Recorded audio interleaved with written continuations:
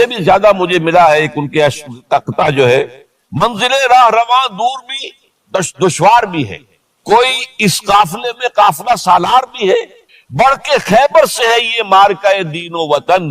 خیبر، غزوہ خیبر سے کہیں بڑھ کر یہ دین و وطن کا مارکہ کہ ہمارے نزدیک ہماری قومیت کی بنیاد ہمارا دین، آج دنیا یہ کہتی ہے کہ قومیت کی بنیاد وطن ہے، یہ جو مارکہ دین و وطن ہے، بڑھ کے خیبر سے ہے یہ مارکہ دین و وطن۔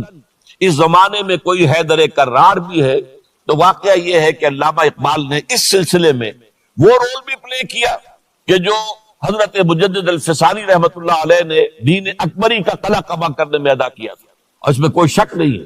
اس اعتبار سے میں کہا کرتا ہوں کہ حضرت مجدد الفسانی کے بروز کی حیثیت رکھتے ہیں علامہ اقبال، اور ان کو جو گہری نسبت تھی، حاضر ہوا میں شیخ مجدد کی لحد پر، وہ خاک کے ہے زیر فلک مطلع انوار، گردن نہ جھکی جس کی جہانگیر کے آگے، جس کے نفس گرم سے گرمی احرار، وہ ہند میں سرمایہ ملت کا نگہباں، وہ ہند میں سرمایہ ملت کا نگہباں۔ ملت کا سرمایہ تو سارا کا سارا جو ہے ایمان و رسالت سے۔ آپ حضرت مجدد الفسانی کے خطوط پڑھیے، سب سے زیادہ زور اطاعت رسول، اطاعت رسول، اطاعت رسول، اطاعت رسول۔ جس کی جڑ کاٹنے کی کوشش کی تھی دین الہی کے ذریعے سے اکبر نے، اس کو دوبارہ مستحکم کیا ہے وہ مجدد الفسانی رحمت اللہ علیہ نے۔ اب آئیے 1930 کا ماہ دسمبر، اس میں ایک بات ہم دیکھ چکے، محمد علی جناح ہندوستان کی سیاست سے مایوس ہو کر ملک چھوڑ کر انگلستان میں جا کر آباد ہو چکے۔ اور اس ضمن میں ایک واقعہ میں آپ کو سنا دوں، ایس ایم اکرام صاحب کا نام بہت سے حضرات کے علم میں ہوگا، ان کی 3 کتابیں جو ہے بڑی مارکت الآراء ہیں، آب کوثر، موج کوثر، روض کوثر۔ ادارہ ثقافت اسلامیہ کے ڈائریکٹر رہے بہت عرصے تک، بہت پڑھے لکھے آدمی، وہ آکسفورڈ میں پڑھتے تھے اس زمانے میں۔ وہ لندن گئے، انہوں نے محمد علی جناح صاحب سے ملاقات کی اور کہا کہ آپ کیوں چھوڑ کر آ گئے ہندوستان کے مسلمانوں کو آپ کی رہنمائی کی ضرورت ہے۔ تو جواب جو تھا محمد علی جناح کا وہ نوٹ کرنے کے قابل ہے، ہندوز آر انکوریجیبل، یہ ہے جو نتیجہ نکالا تھا محمد علی جناح نے۔ یوں سمجھیے کہ 24 برس کی محنت شاقہ کہ کوئی اتحاد کا فارمولہ طے ہو جائے، کوئی بنیاد ہو جائے، کوئی ہمارے مابین متفق علیہ اسکیم طے بن جائے، لیکن جس درجے مایوس ہوا ہے شخص، ہندوز آر انکوریجیبل، یہ ناقابل اصلاح ہے۔ اور مسلمانوں کا حال یہ ہے کہ ان کا ایک لیڈر جو بات مجھ سے کرتا ہے صبح کو، وہ شام کو ڈپٹی کمشنر کو بتا دیتا ہے۔ تو اب میں ایسی قوم کی رہنمائی کیسے کروں؟ تو یہ میں نے آپ کو یہ واقعہ بھی سنا دیا کہ وہ مایوسی کا عالم کیا تھا۔ لیکن اب جو ہے 1930 میں، جبکہ مسلم انڈیا کا ایک سورج تو غروب ہو گیا تھا، مغرب میں جا کر بیٹھ گیا، مغرب میں سورج غروب ہوتا ہے، ایم اے جناح تو وہاں بیٹھ گئے، ایک سورج اب طلوع ہوا ہے مسلم لیگ کے پلیٹ فارم پر، یہ ہے علامہ اقبال۔ 1930 کا جو ان کا خطبہ ہے الہ آباد کا، وہ بہت اہم ہے، بہت اہم، بہت اہم ہے۔ ایک تو یہ کہ انہوں نے اپنی شاعری کے ذریعے سے وطنیت کی جو نفی کی تھی اور مسلم قومیت کا جو اس بات کیا تھا، اسے ایک فلسفیانہ انداز میں، سوشیولوجی، عمرانیات کے مسلمہ اصولوں کی روشنی میں جس طریقے سے مدلل بیان کیا ہے، اس اعتبار سے وہ ایک بہت قیمتی دستاویز ہے۔ لیکن اس کے ساتھ ہی انہوں نے ایک تجویز پیش کی، اور یوں بھی کہیے کہ ایک پیشن گوئی کی۔ وہ پیشن گوئی یہ تھی کہ ہندوستان کے شمال مغرب میں ایک مسلمان ریاست قائم ہوگی، اور پھر یہ بھی کہا میں مطالبہ کرتا ہوں کہ وہ قائم ہو۔ البتہ اس میں بعض لوگ جو ہے اس پر یہ تنقید کرتے ہیں کہ علامہ اقبال نے تو یہ کہا تھا I would like to see the Punjab, the Northwest Frontier Province, Sindh and Balochistan amalgamated into a single state, self-government within the British Empire or without the British Empire. The formation of a consolidated Northwest Indian Muslim state appears to me to be the final destiny of the Muslims, at least of Northwest India. اس پہ اعتراض یہ کیا جاتا ہے کہ علامہ اقبال نے تو ہندوستان کے اندر برطانیہ کے حکومت کے اندر کے لیے تجویز دی تھی، لیکن یہ بات غلط ہے۔ اصل میں نوٹ یہ کیجئے کہ 1930 تک تو اس کا کوئی امکان ہی نظر نہیں آتا تھا کہ انگریز ہندوستان چھوڑ کے چلا جائے گا۔ تو اس وقت کے لیے ان کی تجویز یہ تھی کہ ہندوستان میں ایک صوبہ بنا دیا جائے، یہ آج کا پاکستان، یا یوں سمجھیے کہ جو کچھ عرصے پہلے 1 یونٹ بنا تھا، برٹش انڈیا میں بھی یہ 1 یونٹ کی حیثیت سے ایک سٹیٹ بن جائے، تاکہ اس علاقے میں مسلمانوں کے اندر جو کچھ قومیتی کچھ تھوڑا تھوڑا فرق ہے، کلچر کا فرق ہے، کچھ ان طرح کی چیزیں، زبانوں کا فرق ہے، تو یہ جو ہے مل جل کر ان کے اندر ایک قوم کا تصور جو ہے باقاعدہ پیدا ہو. اسی لیے وہ کہتے ہیں I demand the formation of a consolidated Muslim state in the best interest of India and Islam.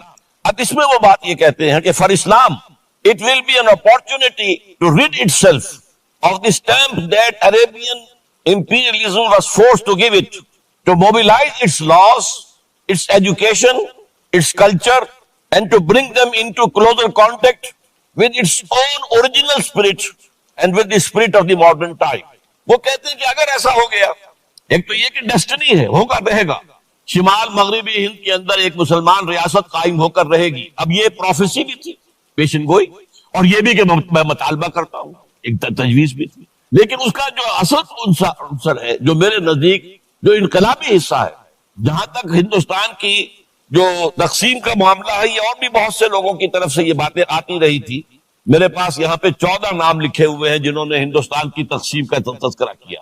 لیکن جس انداز میں، جس پلیٹ فارم پر آل انڈیا مسلم لیگ کا جو اینوئل سیشن ہے اور اس میں صدر کی حیثیت سے خطبہ دے رہا ہے ایک شخص، تو یہ حیثیت جو ہے یہ بہت نمایاں، اور اس میں جس انداز میں بات کہی گئی اس میں جو ایک پازیٹیو عنصر ہے. اگر ایسا ہو گیا، ایک نارتھ ویسٹ آف انڈیا میں مسلمان ریاست قائم ہو گئی، تو ہمیں ایک موقع مل جائے گا کہ عرب امپیریلزم، اب نوٹ کیجیے، عرب امپیریلزم سے مراد کیا ہے؟ عربوں کا دور ملوکیت. اس سے پہلا کیا تھا؟ خلافت راشدہ، اصل اسلام. دور بنو امیہ تو اصل اسلام نہیں تھا، حکومتی سطح پر تو بالکل اسلام نہیں تھا. وہی دور ہے جس میں کہ سانحہ کربلا ہوا ہے، واقعہ ہررا ہوا ہے، ظلم کی انتہا ہوئی ہے، سینکڑوں تابعین کو حجاج ابن یوسف نے شہید کیا ہے. اس کو حدیث کے اندر بھی کہا گیا ہے ملکن اعظم، کاٹ کھانے والی ملوکیت. اس کے بعد جو ہے دور آیا ہے بنو عباس کا، وہ محل بنے ہیں شاندار، جو ہے جو بھی بادشاہوں کے ہاں ہوتا تھا وہ سارا کا سارا معاملہ آیا ہے. تو اب دنیا اسلام کو ان کے آئینے میں دیکھتی ہے، وہ سمجھتی ہے یہ اسلام ہے، لہذا اس میں تو کوئی شے ایسی نہیں ہے جو اٹریکٹ کر سکے، جو کسی قوم کو اسلام کی طرف جو ہے وہ کھینچ سکے. تو یہ جو امپریشن ہے جو کہ اس دور ملوک کے عرب امپیریلزم کا لفظ استعمال کیا ہے، اسلام کے چہرے پر جو بدنما داغ اور دھبے آ گئے ہیں، انہیں ہٹا کر وہ جس کی اوریجنل پیورٹی ہے، اور ظاہر بات ہے کہ دور ملوکیت سے پہلے خلافت راشدہ، تو گویا کہ اس میں اگرچہ نام خلافت راشدہ کا نہیں لیا گیا ہے، لیکن یہ ہے کہ بات مراد وہی ہے. لیکن اور اس میں بھی جو بڑی حکیمانہ بات ہے کہ ہم اس کو bring them into closer contact with its own original spirit، جو اصل اسلام کی اصل روح ہے، and with the spirit of the modern times، اس زمانے کے جو تقاضے ہیں ان کے مطابق اجتہاد کے دروازے کو کھول کر، اور ہم ایک ایسا نظام جو ہے وہ یہاں پر قائم کریں. یہ ہے وہ چیز کہ جس نے تحریک مسلم لیگ کے اندر ایک مثبت جذبہ، یہ نوٹ کر لیجئے میرے الفاظ، 1906 سے لے کر 1930 تک تحریک مسلم لیگ صرف ایک منفی موٹیو پر چل رہی تھی. منفی، نیگیٹو، خوف، ہندو کا خوف، ہندو دبا لے گا، ہندو ایکسپلائٹ کرے گا، ہندو معاشی طور پر بھی، تہذیبی طور پر بھی، ثقافتی طور پر بھی، مذہبی طور پر بھی شدی کی تحریک چل رہی ہے، ہمیں راستہ دکھایا جا رہا ہے، ہندوستان چھوڑ دو، بھاگ جاؤ، چلے جاؤ. یہ سارا خوف کا عنصر تھا، اور اس میں تحفظات تلاش کرنے، کوئی ایسی یقین دہانیاں کہ وہ مسلمانوں کے حالات بہتر ہو جائیں، اس کے علاوہ کوئی اور موٹیو نہیں تھا. یہ منفی موٹیو تھا، اور اس کی وجہ ساتھ ہی یہ ہے کہ مسلم لیگ اس وقت تک کوئی عوامی جماعت تھی ہی، بلکہ کچھ خواص، اونچے لوگ، نوابوں اور نواب زادوں اور ان ایسے لوگوں کی جو ہے یہ ایک جماعت تھی. لیکن 37 میں جو یہ انجیکشن لگا ہے یہ پازیٹیو ہے. اس کی مثال میں دیا کرتا ہوں کہ کوئی مریض پڑا ہوا اپنے بیڈ پر اور گلوکوز کی بوتل لگی ہوئی ہے اور ایک ٹیوب چل رہی ہے، تو اس کے اندر ہی کوئی اب انجیکشن لگانا ہے تو اس ٹیوب میں لگا دیتے ہیں، ایسا نہ ہو کہ کوئی اور پرک دینی پڑے مریض کو اور اسے تکلیف ہو. تو گویا کہ مسلم لیگ کا جو بھی وہ ایک نظام تھا اس میں ایک انجیکشن لگایا ہے علامہ اقبال نے 1930 کے خطبے میں. اگلی بات، اس کے بعد یہی انجیکشن علامہ اقبال نے لندن میں مسٹر محمد علی جناح کے ذہن و فکر میں لگایا ہے. اس کا واقعہ کیا ہے؟ 3 گول میز کانفرنسیں ہوئی تھی، پہلی اور دوسری میں محمد علی جناح بھی شریک تھے، تیسری 1932 میں ہوئی، اب وہ شریک نہیں ہوئی، اس لیے کہ وہ سیاست چھوڑ چکے، وہ تو سیاست کو خیر بات کہہ کر اب پریکٹس کر رہے تھے. لیکن علامہ اقبال اس میں گئے تھے، وہاں موقع ملا، قریبی ملاقاتیں ہوئیں، گفتگویں ہوئیں، اور ان ملاقاتوں کے نتیجے میں یہی انجیکشن علامہ اقبال نے محمد علی جناح کے ذہن اور فکر کے اندر لگایا ہے کہ بات کرو اسلام کے احیاء کی، وہ چیز کہ جو مسلمانوں کے جذبات کے اندر گرمی پیدا کرے، حرارت پیدا کرے۔ اس حوالے سے یہ جو انجیکشن لگایا گیا ہے، اسی سے پھر یہ کہ ان کے مزاج کے اندر ایک تبدیلی آئی۔ کچھ اور لوگوں نے بھی انہیں کہا ہوا تھا، لیکن یہ کہ خاص طور پر یہ بات اقبال کی تھی، جس کی اپنی ایک حیثیت تھی۔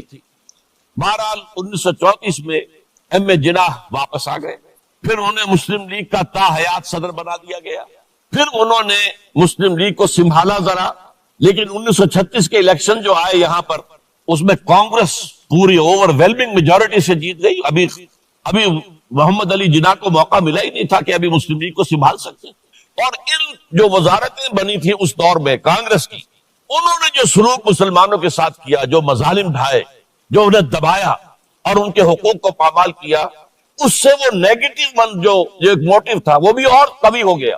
اور اس کے بعد پھر محمد علی جناح نے 1937 سے لے کر 1947 تک، ایک لفظ میں استعمال کر رہا ہوں، آپ گھبرا نہ جائیں، 1937 سے 1947 تک اسلام کی قوالی گائی، پورے 10 برس اسلام اسلام اسلام اسلام، ہمیں اسلام چاہیے، اسلامی تہذیب ہم چاہتے ہیں، اسلامی قانون ہم چاہتے ہیں، ہمارے قوانین اور ہیں، ہمارا مذہب نہیں ہے، وہ دین ہے، وہ زندگی کے تمام معاملات پر۔